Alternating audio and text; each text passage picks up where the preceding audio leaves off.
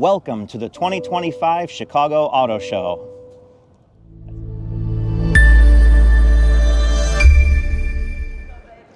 Welcome to EV Motoring. I'm Joe, and let's take a walk around of the 2025 Chicago Auto Show.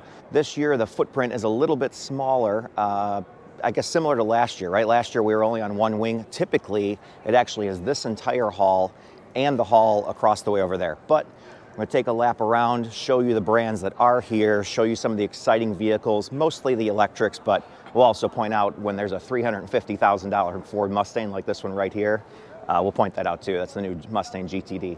Let's go take a lap. We'll start with Ford, hit Toyota, kind of bing bong around. So as far as electrics go, there's the Mustang Mach-E. They have it here in a couple variants. They have the extended range and they have a GT. So this maroon color is new. I've not seen this before. And then the blue is also a little bit of a refresh. They used to have grabber blue. This is a little bit darker, but both look pretty good. We know, we love the Mustang Mach-E. Very good plug and charge, decent road tripper, comfortable car, very usable. And of course, the Lightning is probably our favorite truck, I'd say, right? Yeah. Lauren behind the camera, by the way, helping us out today. Outside of that, there's a couple Broncos here, not electric, but I think they're looking great. The new Strope Edition starting at $75,000. So Broncos have sustaining their high price point. Now we'll also pan over here, show a little bit of Toyota. Their electric is still just the BZ4X, kind of buried in the back a little bit, but they have a pretty large display here today. They're showing off up front more of their off-road capable, the new Land Cruiser, as well as the new Highlander. They have the Tundra over there, the Tacoma. Pretty good display right up front.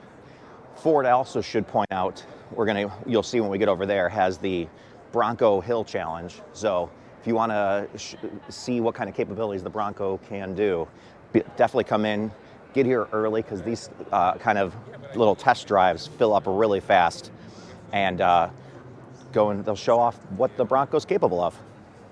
Now we'll keep going back over here. We have a NASCAR here from Toyota. Buried in the back over there, you see a white van. That is the Ford E-Transit. Has about 130 miles of usable range. Very good contractor van. Most contractors don't even drive close to that many miles a day. So certainly, and actually right now, with credits and everything that's available, incentives on those vehicles, actually more affordable than the gas Transit.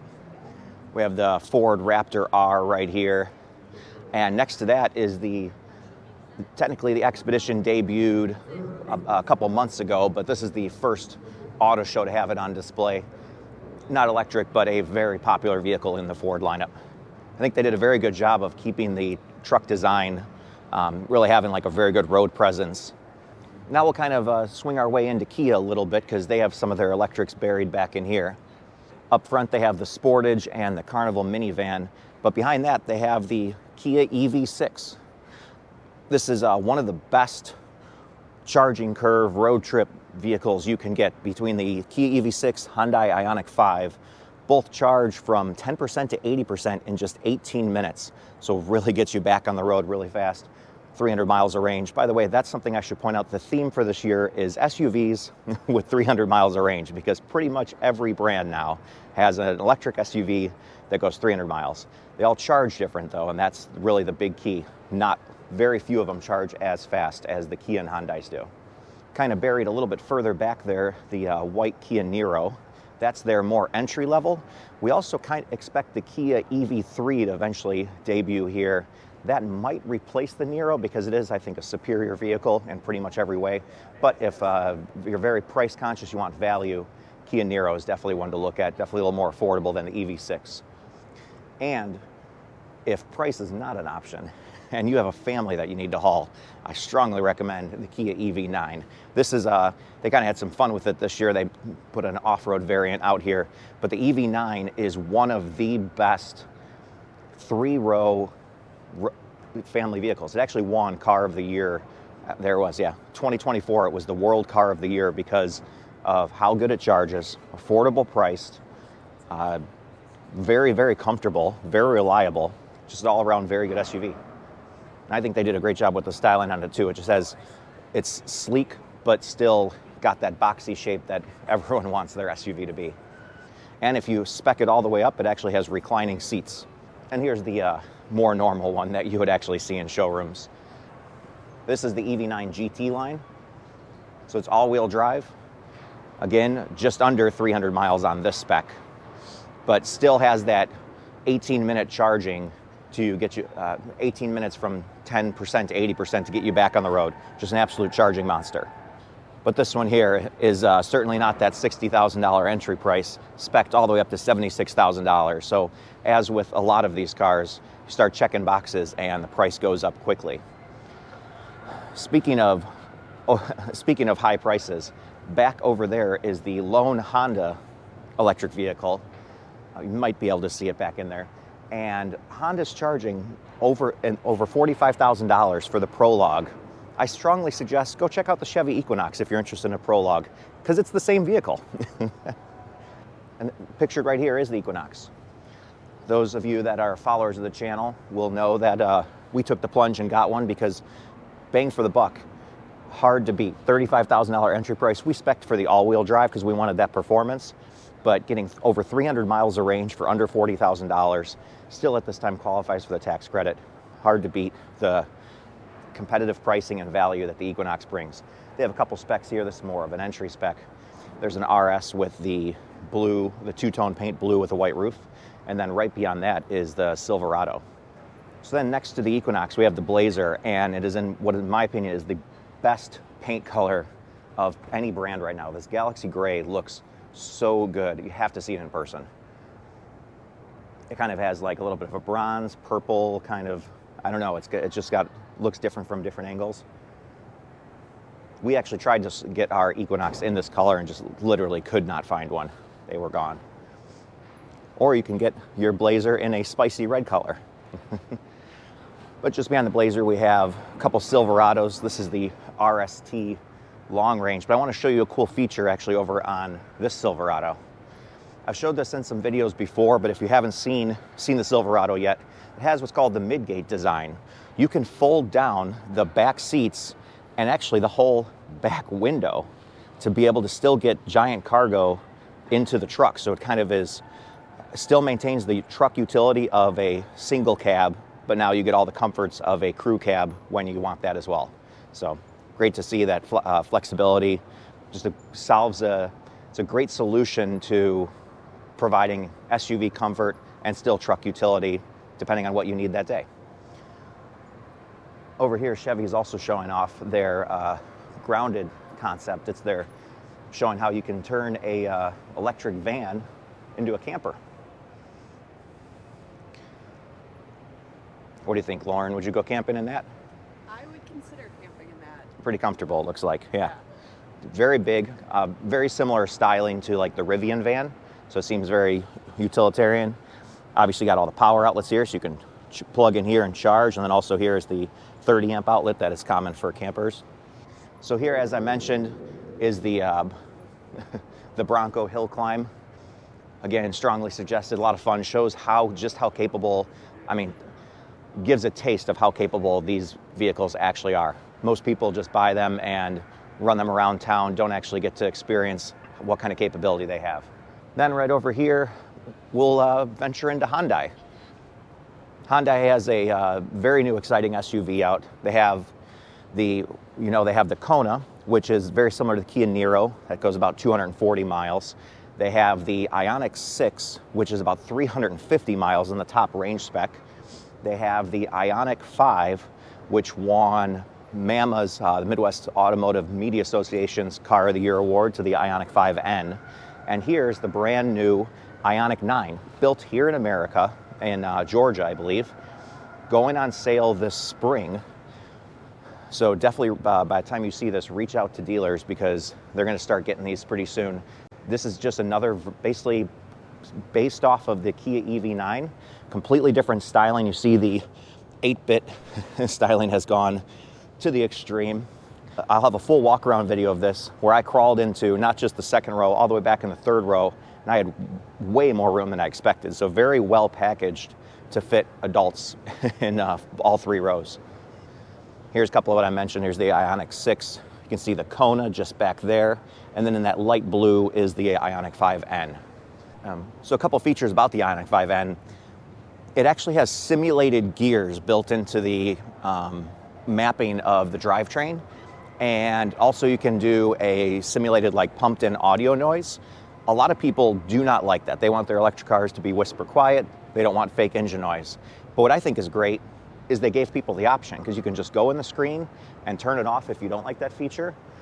And if you do, you turn it on and get the thrill of a couple different engine sounds. One simulating a car, another one simulating basically like a spaceship. But cool to see how they've kind of played with the electric performance car and made it a little more fun. Over here is Nissan's booth. Relatively small this year for them. They're showing off their Pathfinders and Armadas. And then also back in there, they have their Nissan Ariya, which is a decent SUV, a little bit high on the pricing, but pretty comfortable so it is a pretty quiet place to be. But its charging curve definitely suffers a little bit. Just under 300 miles of range, but the killer is that it takes over a half hour to do a 10 to 80% charge. Now we are here to newcomers in the electric game. We have Dodge, Jeep, and Fiat, so the whole Stellantis group. Initially up front, we have two Dodge Chargers. We have a RT and then a Scat Pack. Scat Pack's the blue, RT's the orange. The orange starts at around $57,000. And so here, the orange base RT has 496 horsepower, and if that's not enough for you, and you need 670 horsepower, then I strongly suggest upgrading here to the Scat Pack. But before we get copyrighted by all this background noise, we're gonna skate down the way and get over to Jeep, because they also have an electric variant. Interesting enough, the Charger and the Jeep Wagoneer that we'll show you soon have a 93 kilowatt hour battery. So same battery, and the Jeep over here has 600 horsepower as well. So both are getting huge power. 670 in the Charger, 600 in this Jeep. The Jeep still gets 300 miles of range, while the Charger falls to almost 250. That's actually all due to tires. This Jeep has fairly narrow tires, especially considering how much power it's delivering. We did full walk-around videos of both of these vehicles. Those will be coming soon. But the Jeep, well, both the Jeep and Charger charge from 20% to 80% in 24 minutes. I like when every brand just does 10% to 80%. It's like, let's just have the same set of rules, and we just display that data for everyone. So I'd estimate it's around 30 minutes probably to do 10% to 80%. And then they also have in their group the little Fiat. Who doesn't love a little Fiat 500 made in Torino, Italy, 149 miles of range, 117 horsepower. Gotta love it. What do you think, Lauren? Is it good? Lauren approved? Do you like this more or less than the Mini that we had? We used to have a Mini Cooper SE. No, I like the color more of this Fiat, and that one in the corner just looks like it should be on the streets of Italy. Oh, well, that's a little concept in the corner right yeah. there. Oh, it's not even real? Yeah. Oh. but the ones over here are, yeah. No, I like the colors more. I don't love small cars to begin with.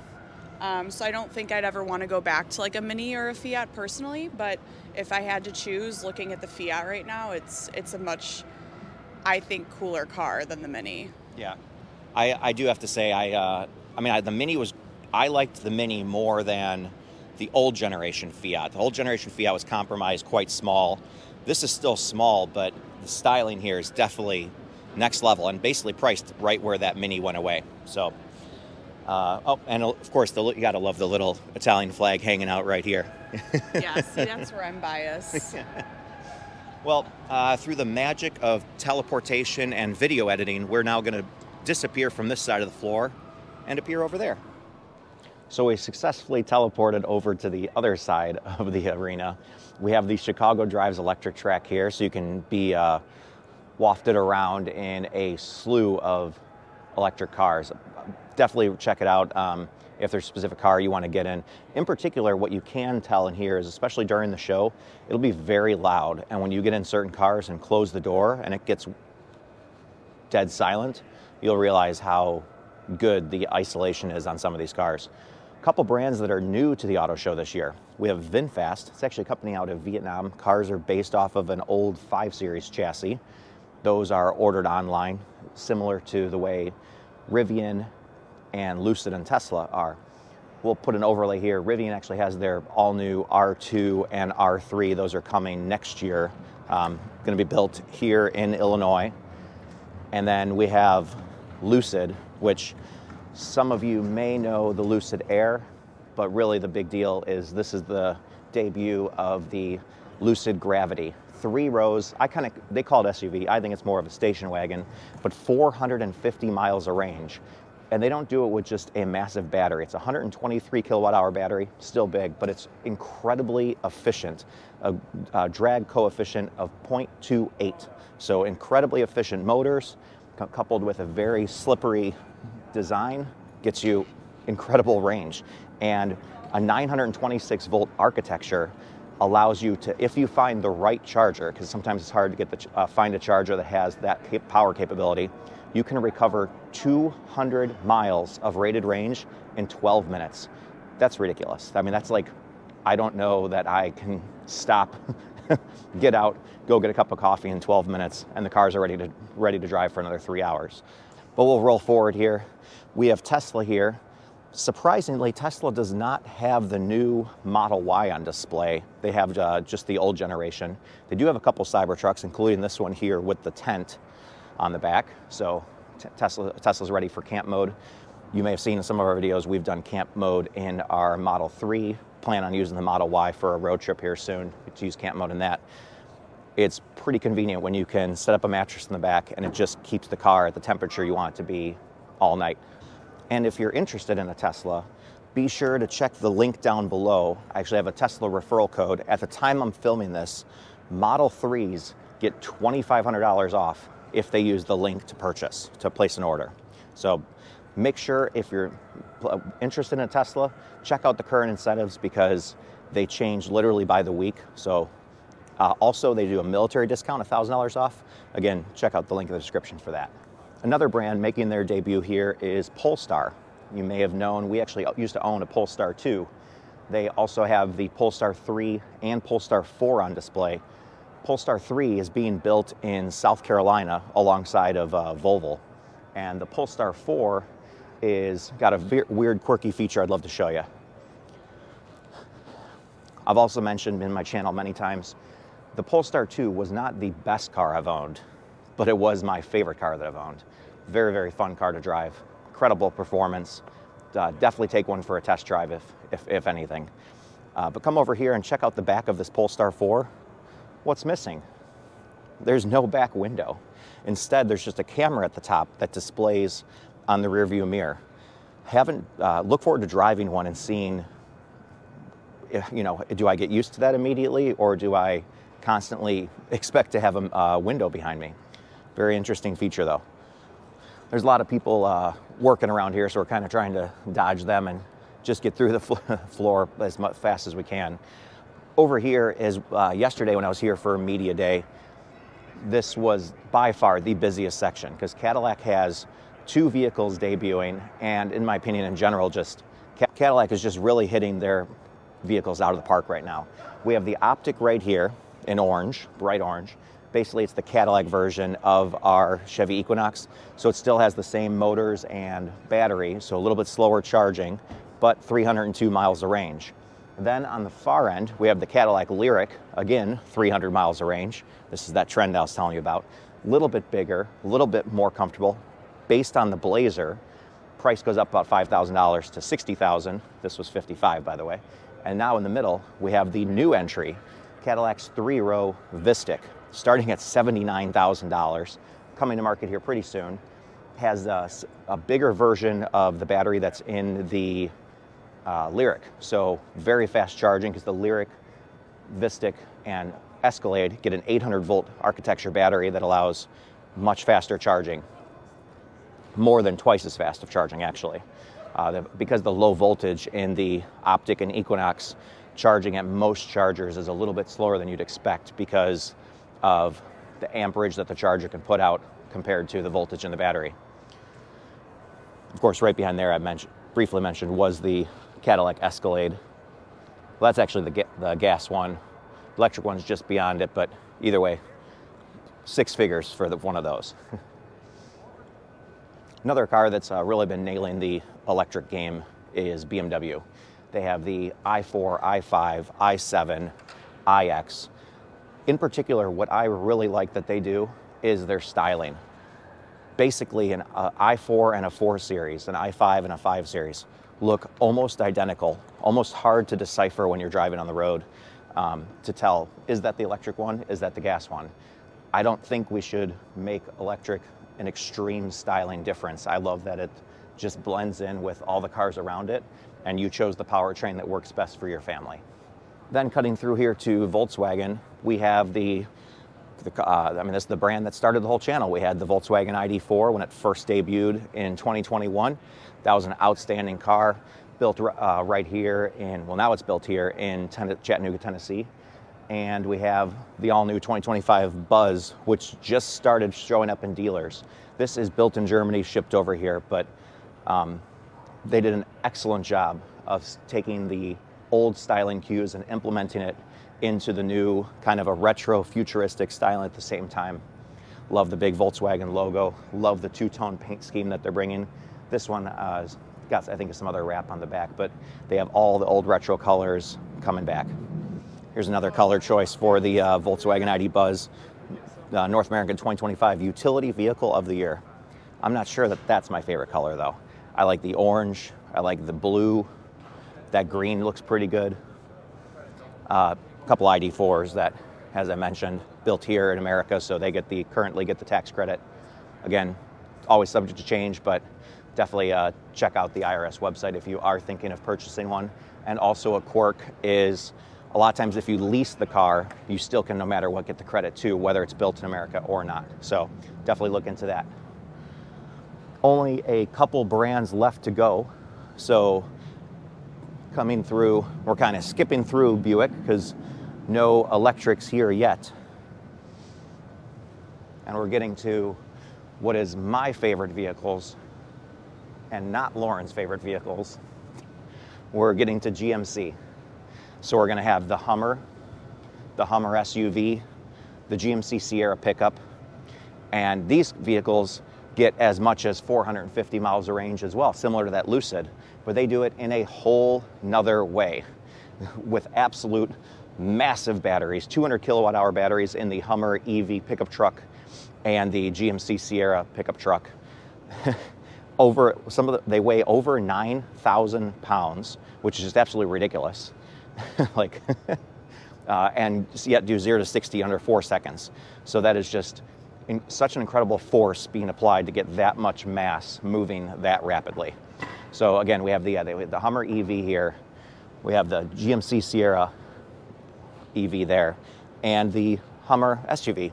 I did full walk-around videos with the GMC Sierra and Hummer EV SUV. A couple years ago I did a Hummer pickup truck walk-around, but 2 ways to get range out of a vehicle, and they chose let's just throw a behemoth of a battery at it, and it got the job done. The Hummers have a lot less range than the Sierra here. Sierra is the one that gets actually almost 200 or 450 miles of range.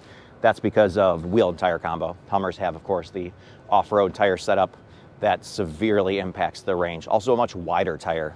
And fast forwarding up here, we have something else that is new for the show this year. We have the Overlanding Chicago area. So they brought out all these customized vehicles. We have Toyota 4Runners. We have a Hummer EV right here wrapped in purple. We have a Lexus GX, Bronco, Toyota Tacoma. All of these have been lifted, heavily modified to show how they can be outfitted to get really far off the grid, go camping, and get you there safely and get you home. Actually, a Easter egg there. There's a old Toyota FJ Cruiser. Those haven't been around for quite a while, but they were a really good competitor to the Jeep and Bronco segment. And now fast forwarding up here, we have Lexus, which still just has the RZ 450, which is just a Lexus version of the Toyota BZ4X. Subaru, of course, has the Solterra, which also is the BZ4X, all made on the same assembly line. And of course, every year Subaru knocks it out of the park with their experience here. I mean, we showed you everyone. In my opinion, we always save the best for last when we do Subaru last, because they just go completely over the top. Coming through here, they give you the true national park feeling of walking through. And most importantly, there's one other thing. And right around this corner, what do we have? Puppies. Let's go see Lauren's favorite part of the Chicago Auto Show. Every year, Subaru also has a pet adoption connection. They partner with the Border Tails Rescue. It's a Chicago area rescue. And let's go see these puppies. Yes, yay. Well, it looks as though I've lost my camera woman, so we might have to just wrap up here. So that was a quick walk around on the 2025 Chicago Auto Show. If you found this content helpful, please do like and subscribe. Let us know down below which vehicle you're most excited for, or is it a vehicle that wasn't even here? Let us know down below, and of course, take care until next time.